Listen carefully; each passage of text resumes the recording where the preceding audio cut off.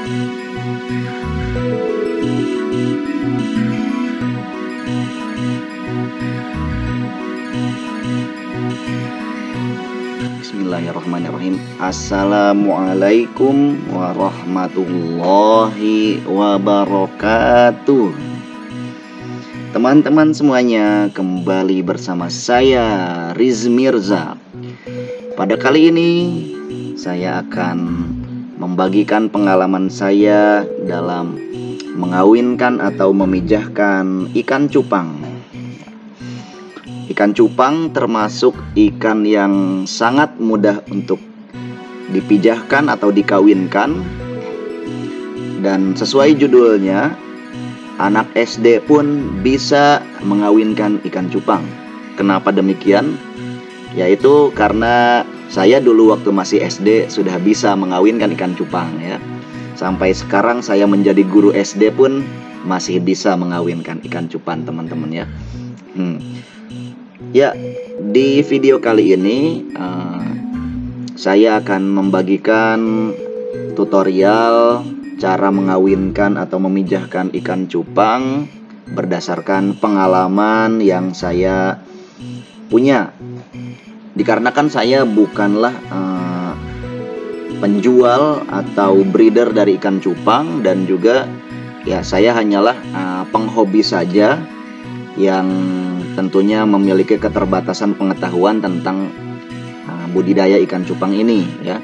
Tapi sekali lagi saya katakan bahwa ikan cupang salah satu ikan yang paling mudah dibudidayakan ya. Baik, langsung saja kita saksikan bagaimana cara mengawinkan ikan cupang ini. Yang pertama adalah alat dan bahan tentunya. Alat yang digunakan yang utama adalah tentunya adalah yang pertama wadah pemijahan. Wadah pemijahan ini ya bisa bermacam-macam. Bisa berupa akuarium, mungkin akuariumnya bisa berukuran besar atau kecil, tergantung jenis cupangnya teman-teman ya. Kalau memijahkan cupang giant tentunya butuh yang lebih besar. Bisa juga berupa baskom atau bak atau ember, atau mungkin stopless kecil kalau ikan cupangnya berukuran kecil teman-teman ya. Dahulu saya pernah memijahkan ikan cupang hanya dengan menggunakan stopless makanan kering saja ya. Pada kali ini yang saya gunakan adalah akuarium yang cukup besar untuk ikan cupang, yaitu yang berukuran 70 cm x 30 cm.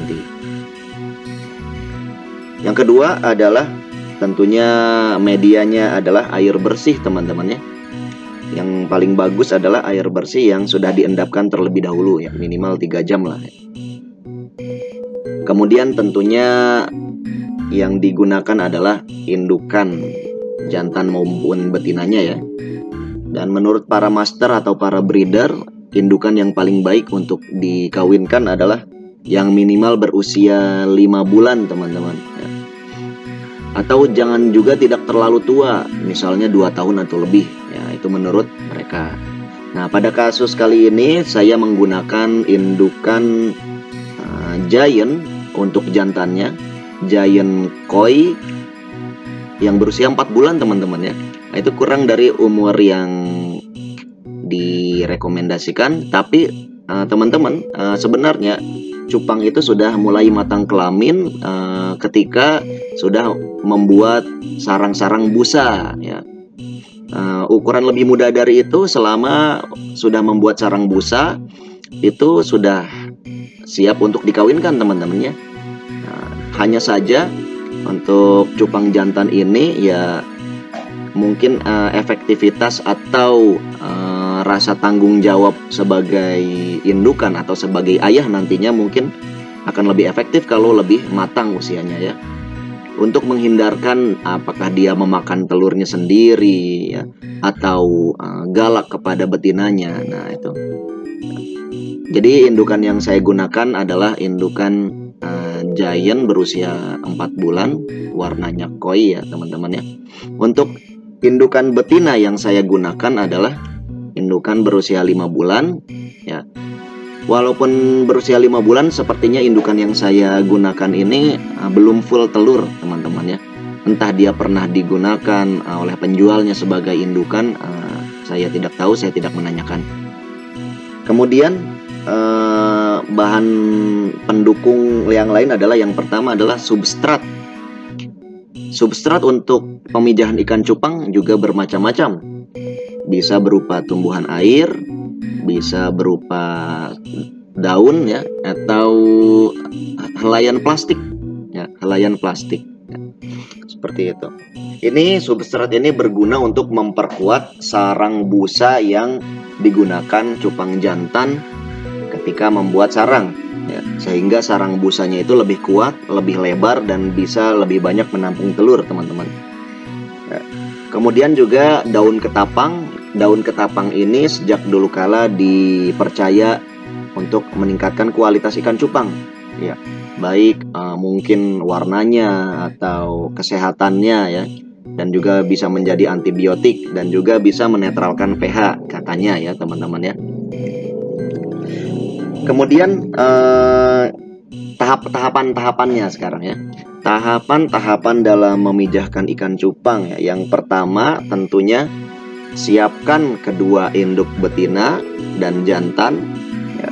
Kemudian jantannya masukkan ke dalam wadah pemijahan. Nah, kali ini cupang giant koi saya masukkan ke akuarium berukuran 70 x 30 cm ya, dengan ketinggian air sekitar 15 cm ya.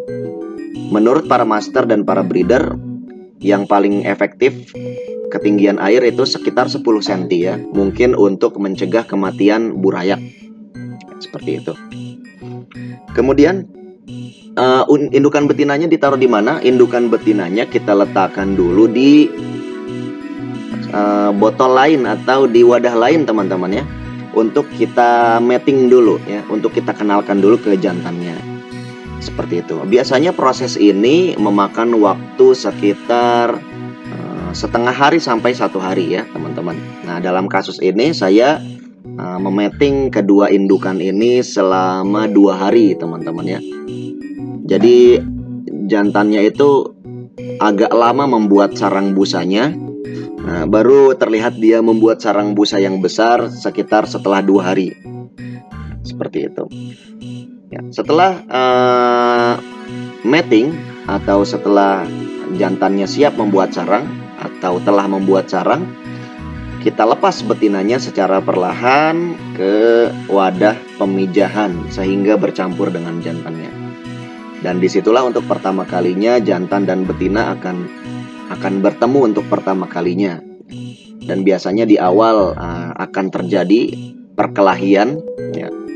Namun tergantung juga dengan durasi matingnya, teman-teman ya. Kalau durasi matingnya cukup, maka perkelahian itu akan minimal dan langsung kawin ya, dan bisa langsung kawin dan bisa cepat kawin. Nah, seperti yang teman-teman lihat bahwa indukan betina dari kedua pasangan ini, dialah yang mengejar-ngejar jantannya. Sepertinya sudah siap sekali untuk kawin. Kemudian setelah jantannya siap, sarangnya jadi, dan induk betinanya sudah mau, dan setelah sedikit perkelahian mungkin, nah induk jantan dan induk betina akan kawin, teman-teman ya. Caranya dengan memeluk induk betina. Ketika berpelukan, telur akan keluar dan jantannya akan membuahi telur tersebut. Kemudian telur tersebut dipunguti oleh si jantan dan dimasukkan ke sarangnya, teman-teman ya, ke sarang busa. Nah, tapi kalau telur ini didapatkan oleh betina, maka telur itu biasanya dimakan, teman-teman ya. Seperti itu. Jantan yang matang kelamin ya biasanya langsung meletakkan telurnya di sarang ya.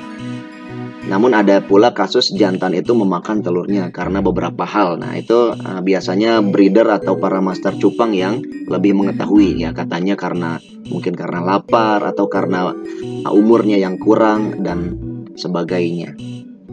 Kemudian setelah seluruh telur betina keluar atau perkawinannya selesai, ya dengan ditandai si jantan itu sudah mengusir betinanya dari sarangnya, ya, kita angkat betinanya. Kemudian biarkan jantan mengerami telurnya atau menjaga telurnya selama kurang lebih sehari semalam. Dalam kasus saya ini sepertinya lebih dari sehari semalam, lebih sedikit, mungkin sekitar 30 jaman ya, dia baru menetas. Kemudian setelah telurnya menetas, ya kita bisa lihat ini anak burayak-burayak yang larva ya, masih larva. Larva-larva ini ya belum bisa berenang teman-teman, masih berenangnya mutar-mutar atau naik turun. Nah, baru setelah 2 hari burayak itu baru bisa berenang lurus teman-teman ya. Nah, untuk pakan burayak ini apa? Selama hari pertama sampai mungkin hari keempat ya, itu masih ada persediaan kuning telur dari telurnya teman-teman ya. Jadi kita mungkin belum akan memberi pakan ya. Baru setelah 4 hari nanti kita akan memberi pakan. Nah, teman-teman bisa lihat itu kumpulan burayaknya yang berusia 2 hari. Mereka sudah bisa berenang lurus teman-teman ya. Kemudian biasanya setelah hari keempat, burayak itu memang sudah bisa berenang lurus dan sudah bisa kita berikan pakan alami ya. Biasanya pakan alami yang diberikan kepada ikan cupang itu berupa infusoria ya, atau artemia kalau ada modal untuk membeli artemia. Nah, dalam kasus saya, ikan jantan atau indukan jantan saya angkat ketika usia anak-anaknya 3 hari. Kenapa? Karena saya sudah melihat anak-anak itu sudah tersebar jauh dari sarangnya teman-teman, sudah menyebar. Jadi saya perhatikan indukan jantan itu berusaha mengumpulkan anaknya lagi, kemudian dikembalikan ke sarang, tapi ternyata anaknya itu kembali kemana-mana ya.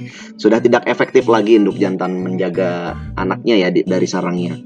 Nah, oleh karena itu saya angkat indukan jantannya, kemudian saya mulai beri pakan. Dan dalam kasus saya ini juga lagi-lagi anti mainstream teman-teman. Tidak saya berikan infusoria ya karena bukan sengaja ya. Karena infusoria yang saya kultur ternyata belum siap, belum jadi ya. Oleh karena itu saya alternatif dengan membeli kutu air, kemudian saya saring kutu airnya sehingga yang besar-besar tidak saya masukkan. Nah, air saringannya itu ternyata ada banyak anak kutu air ya, yang ukurannya lebih kecil juga dari larva saya masukkan, dan ternyata larva-larva tersebut terlihat bisa memakan kutu air yang sudah disaring tersebut. Nah, seperti itu ya. Baik, cukup video dari saya. Video saya kali ini adalah tentang mengawinkan ikan cupang dari proses matingnya sampai burayaknya berusia 3 hari teman-teman ya. Nah, kalau teman-teman dirasa bermanfaat, silakan langsung praktekkan ya. Silakan langsung praktekkan, tapi juga kalau bisa dipraktekkan pakai standar optimalnya ya. Teman-teman bisa membuka video lain dari para master-master yang lain atau breeder yang lain, karena saya bukan master ya. Bisa lihat sendiri ya, saya anti mainstream ya. Jantannya kurang umur, kemudian wadahnya juga cukup besar, kemudian juga diangkat induk jantannya juga lebih awal seperti itu. Nah, teman-teman bisa mempraktekannya dengan standar yang optimal sehingga hasilnya akan lebih optimal. Baik, sekian dari saya. Tunggu update video berikutnya. Wassalamualaikum warahmatullahi wabarakatuh.